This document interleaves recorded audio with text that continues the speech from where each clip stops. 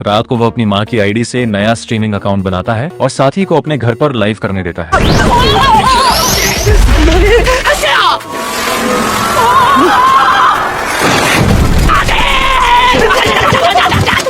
दुर्घटना के बाद दोनों के बीच झगड़ा हो जाता है। बुली का साथी लड़के की माँ का अपमान करता है।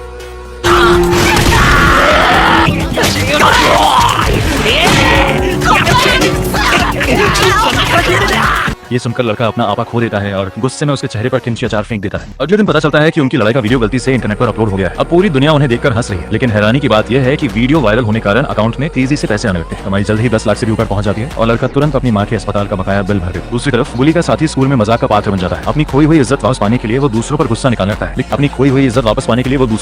लगता है। लेकिन हालात उसके लिए लगातार खराब होते जाते हैं। स्कूल के बाद वह लड़के के पास पहुंचता है और उससे कमाए गए पैसों का आधा हिस्सा मांगता है। फिर वह समझाता है कि सफल कंटेंट के लिए अच्छी शूटिंग, एडिटिंग और प्लानिंग जरूरी होती है। आखिरकार दोनों साथ काम करने का फैसला करते हैं, लेकिन लड़का शर्त रखता है कि उसे 90% कमाई मिलेगी। दोनों मिलकर स्कूल के असली बुली को बेनकाब करने की योजना बनाते हैं। एक लाइव स्ट्रीम के दौरान लड़का अपनी शर्ट उतारकर शरीर पर पड़े चोटों के निशान दिखाता है और सबको बताता है कि बुली उसे कैसे प्रताड़ित करता रहा है। लेकिन तभी बुली का फोन बंद हो जाता है और लाइव खत्म हो जाती है। गुस्से में बुली लड़के को थप्पड़ मार देता है। उसे पता नहीं होता कि साथी ने चुपके से दूसरी लाइव शुरू कर रखी है, जिसमें उसकी सारी हरकतें हजारों दर्शक देख रहे हैं। लड़का बुली का सामना करने की कोशिश करता है, लेकिन ताकत में बहुत कमजोर होने के कारण बुरी तरह पिट जाता है। फिर भी वह हार नहीं मानता। अस्पताल में पड़े अपने माता पिता को याद करके वह दोबारा खड़ा हो जाता है और लड़ाई जारी रखता है।